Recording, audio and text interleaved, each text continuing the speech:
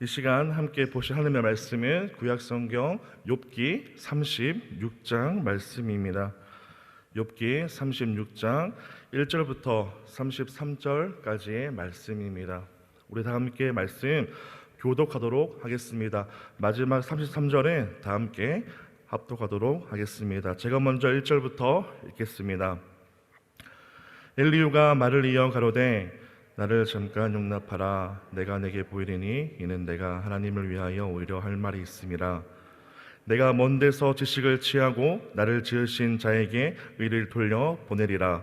진실로 내 말이 거짓이 아니라 지식이 구비한 자가 너와 함께 있느니라. 하나님은 전능하시나 아무도 멸시치 아니하시며 그 진행이 무궁하사 악인을 살려두지 않으시며 고난받는 자를 위하여 신원하시며 그 눈을 의인에게서 돌이키지 아니하시고 그를 왕과 함께 영원히 위에 앉히사 존귀하게 하시며 혹시 그들이 누설에 매이거나 환난의 줄에 얽혔으며 그들의 소행과 허물을 보이사 그 교만한 행위를 알게 하시고 그들의 길을 열어 교훈을 듣게 하시며 명하여 죄악에 돌아오게 하시고 만일 그들이 청종하여 섬기면 형통이 나를 보내며 즐거이 해를 지낼 것이요 만일 그들이 정동치 아니하며 칼에 방하며 지식이 없어 줄 것이니라. 마음이 사혹한 자들은 분노를 쌓으며 하나님께 속박을 받을지라도 도우심을 구하지 아니하나니 그들은 젊어서 죽으며 그 생명의 남창과 함께 마르니와 하나님은 공고한 자를 그 공고할 즈음에 구원하시며 학대당할 즈음에 그 길을 여시나니 그러므로 하나님이 너를 공고함에 이끌어 내사 좁지 않고 넓은 곳으로 옮기라 하셨은즉 무릇 내 상이 차린 것은 살찐 것이 되었으리라. 이제는 악인의 받을 벌이 내게 가득하였고 심판과 공의가 너를 잡았나니 너는 분격함을 인하여 징책을 대속하지 말라. 대속함을 얻을 일이 큰즉 스스로 그릇되게 말지니라. 너의 부르심이나 너의 세력이 어찌 능히 너의 공고한 가운데서 너로 유익하게 하겠느냐. 너는 밤 곧 인생의 자기 곳에서 재함을 받는 때를 사모하지 말 것이니라. 삼가 악으로 치우치지 말라. 내가 환난보다 이것을 택하였느니라. 하나님의 그 권능으로 그 일을 행하시나니 누가 그같이 교훈을 베풀겠느냐. 누가 그를 위하여 그의 길을 정하였느냐. 누가 말하기를 주께서 불의를 행하셨나이다 할 수 있으랴. 너는 하나님의 하신 일을 찬송하기를 잊지 말지니라. 인생의 그 일을 노래하느니라. 그 일을 모든 사람이 우러러 보나니 먼 데서도 보느니라. 하나님의 크시니 우리가 그를 알 수 없고 그 연수를 계산할 수 없느니라.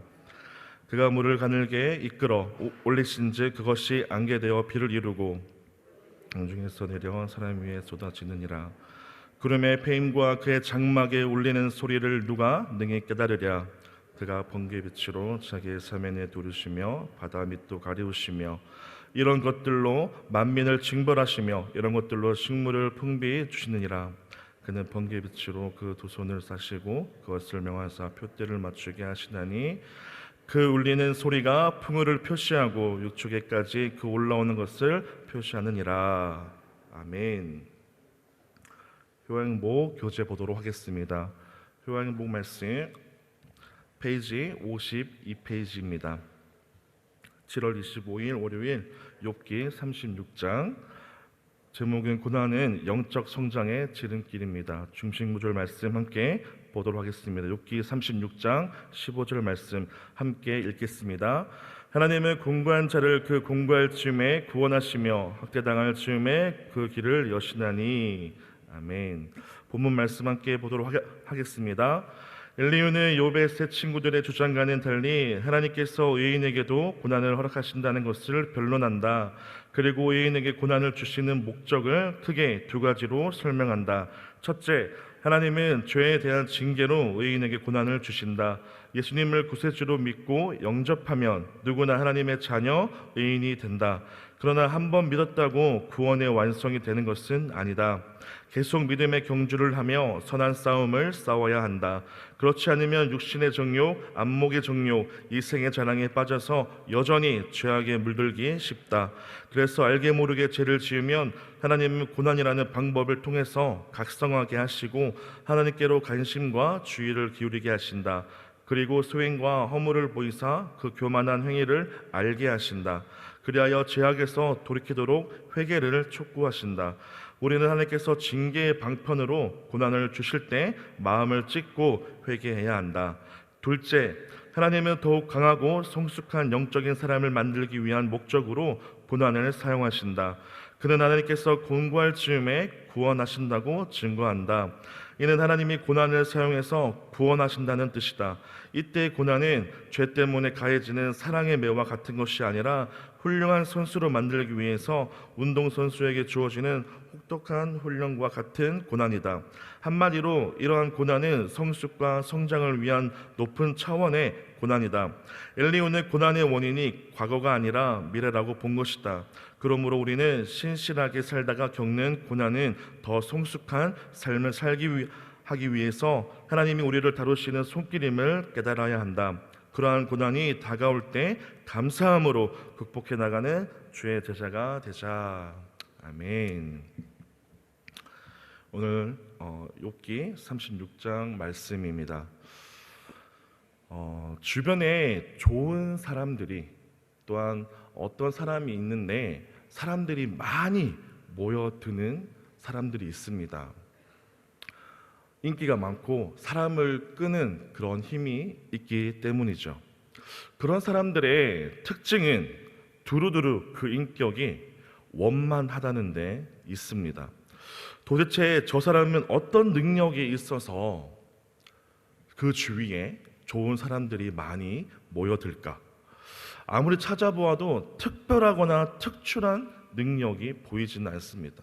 하지만 자세히 살펴보면 어느 누구에게도 치우치지 않고 성격은 원만하고 전인적인 인격을 가지고 있는 사람이라고 볼 수 있습니다. 우리는 그런 사람들을 좋아하고 따르고 함께하기를 원한다는 것이죠. 아주 특별하진 않지만 모나지 않는 사람, 자신의 성격을 있는 그대로 드러내지 않는 사람, 누구나 어느 누구나 반갑게 맞이해 주는 사람, 따뜻한 식사 한 끼를 할 수 있는 사람, 그런 사람 주변에는 많은 사람들이 모여들고 그와 함께하기를 원한다는 것입니다. 하지만 함께 있는 사람을 불편하게 하는 사람들도 있다는 것이죠. 어떤 사람이냐고 하면요, 자기 주장이 강하거나 자기만의 색깔을 강하게 드러내는 사람, 그 사람들 주변에는 좋은 사람들이 있을 수가 없다는 것입니다. 하나님은 그런 의미에서 전인적인 하나님이심을 우리가 알 수가 있습니다. 하나님은 두루두루 모든 사람을 다 품어주시고, 어떤 사람이라도 하나님께 나아가면 자신의 존재를 맡길 만한 편안한 인격을 가지신 분이 바로 하나님이시라는 겁니다. 이 하나님은 그리고 정의의 하나님이라고 또 할 수 있습니다. 동시에 사랑의 하나님이라고 또 말할 수 있죠. 하나님은 정확하게 분명하게 정의로우시고 동시에 사랑의 하나님입니다. 그리고 하나님은 정의로우시고 공의로우셔서 죄를 용납할 수가 없으십니다. 죄를 가장 싫어하시는 분이시죠.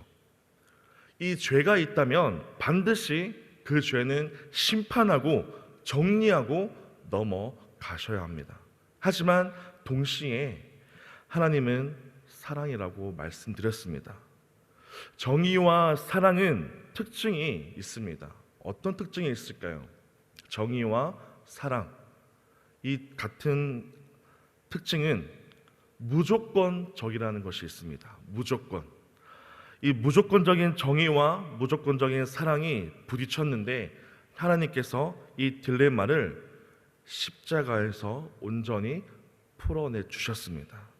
하나님은 십자가상에서 예수님 한 분에게만 하나님의 공의와 정의를 온전히 쏟아내셨던 것입니다. 예수님 한 분만 십자가에서 죽게 하시고 인류를 구원으로 인도해 주셨던 것이죠. 하나님의 피조물이 인간을 지극히 사랑하셨기 때문에 하나님은 그들을 버려두지 못하셨던 것입니다. 하나님은 우리 인간을 심판하실 때도 이 심판에만 초점을 맞추고 행하지 않으셨습니다. 구약 성경에 보면 노아 시대 홍수로 인간을 심판하실 때도 무려 120년 동안 길고 긴 세월을 인간들에게 기회를, 시간을 허락해 주셨던 것이죠. 소돔과 고모라를 심판하실 때도 아브라함의 6번에 걸친 중보기도를 다 들어주셨습니다.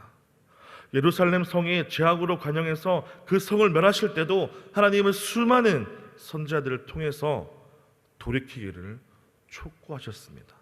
이처럼 하나님은 어느 한쪽으로 치우침이 없는 균형 잡힌 하나님이심을 오늘 저와 여러분들이 기억해야 할 줄로 믿습니다. 우리가 이런 하나님을 또한 오해하면 하나님의 어느 한쪽만 전하는 오류를 범하게 될 수가 있다는 것이죠. 오늘 저와 여러분들이 읽었던 본문 욥기 36장에 나오는 엘리후는 그래도 다행스럽게도 치우친 하나님이 아닌 균형 잡힌 하나님을 전하고 있는 말씀이 욥기 36장 말씀입니다.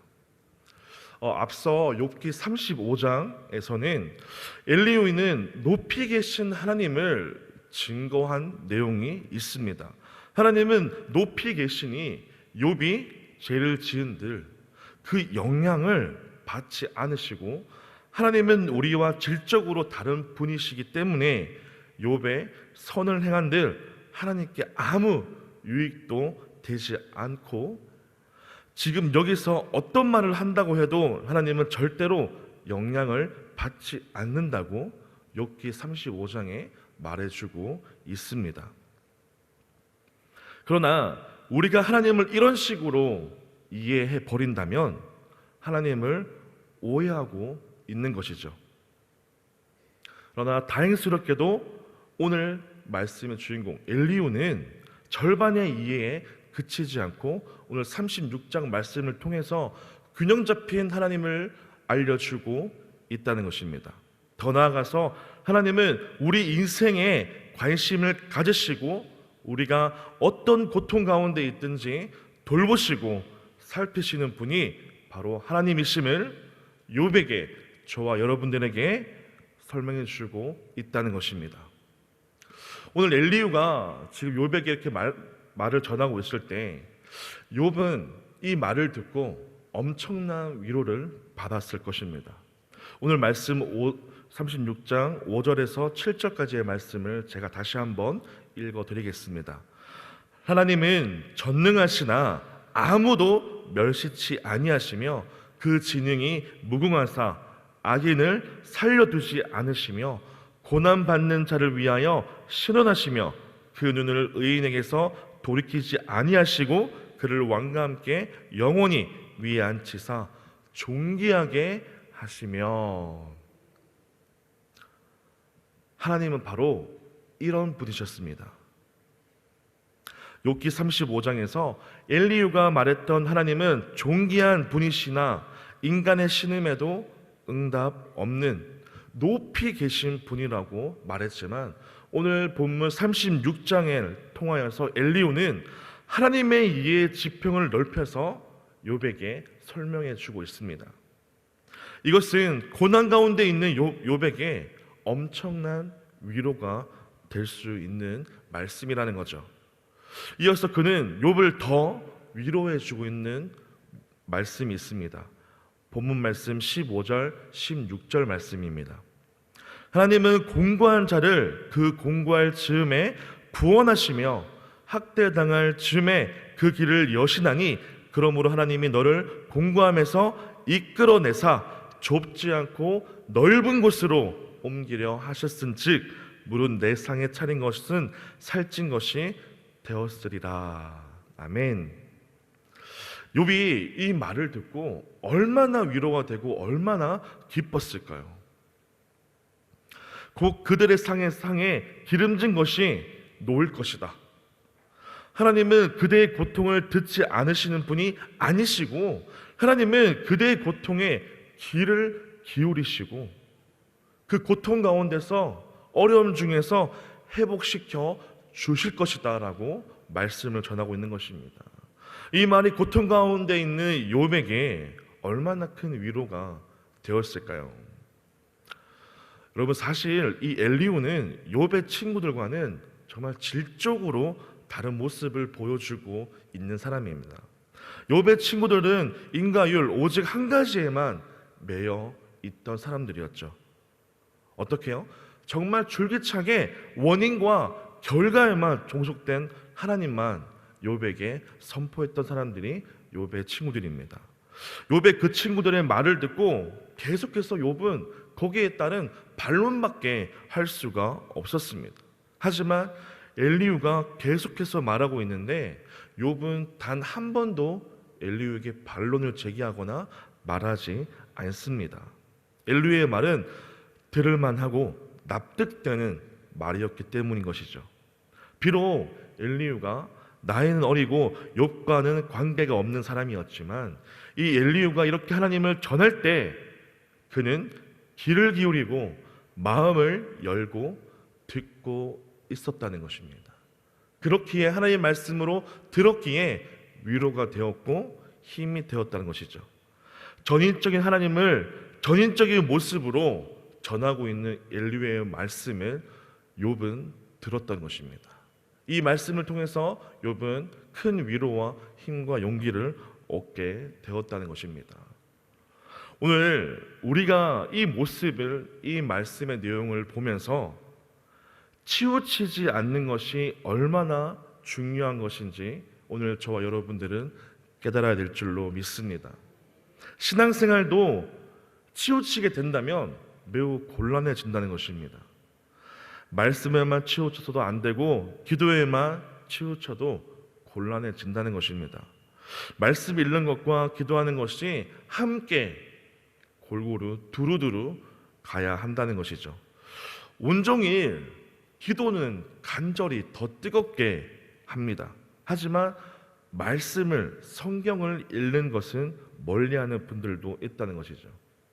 말씀 공부는 너무나 열심히 합니다. 하지만 기도하는 것을 멀리하는 분도 있습니다. 우리의 신앙생활 가운데 이 말씀과 이 기도는 절대 치우쳐져 갈 수 있는 부분이 아니라는 것입니다. 두 가지가 함께 가야 한다는 것이죠. 또한 어떤 이들은 예배 드리는 것은 너무나 좋아하고 기쁘고 행복한 시간인데도 불구하고 이 봉사해야 하는 삶은 싫어한다는 것이죠. 아까워하는 시간이고 내가 이 예배 가운데 나와서 은혜 받아야 되고 위로 받아야 되는데 봉사의 시간은 없어지는 것이죠.